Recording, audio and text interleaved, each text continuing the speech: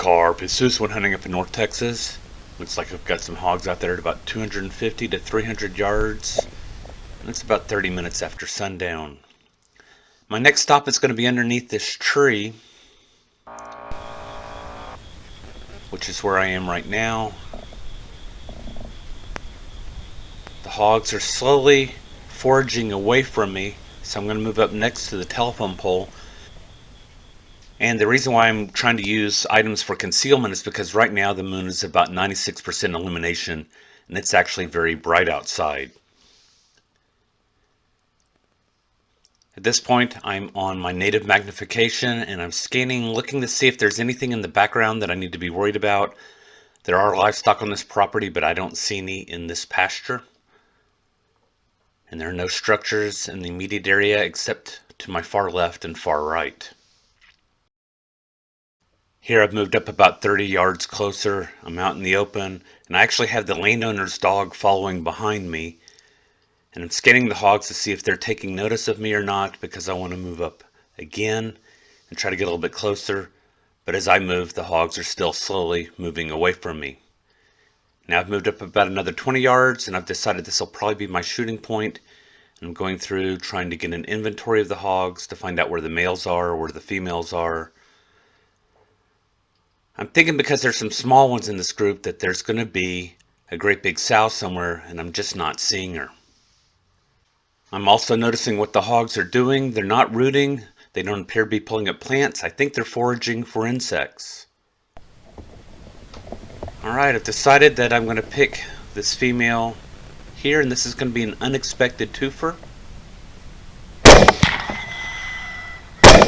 The second shot also connects. Third shot is in the ground. And here I notice that some of the distant runners are starting to slow. And I put a quality assurance shot into the original hog that I dropped, and then it dawns on me there are too many legs there and that I actually have two hogs down. The second hog also continued to kick after the video ended, and I put a couple shots into it as well. Brass Catcher by Tactical Brass Recovery. The opening shot was on an 85-pound gilt. The bullet passed through, hitting a 100-pound mule-footed boar, and then the last hog dropped was a 140-pound boar. I was really surprised in getting this twofer. The hogs were several yards apart, and they weren't very well aligned for making a twofer shot, and all of that will be discussed in Carpe Analysis, the Trauma Diaries number 52. I'll have a link at the end of the video. As mentioned, the second hog down was a mule-footed boar. For those of you that have not seen a hog with mule feet, it's where the toes actually are fused together, forming a single hoof, and it looks a lot like a horse's or a mule's foot.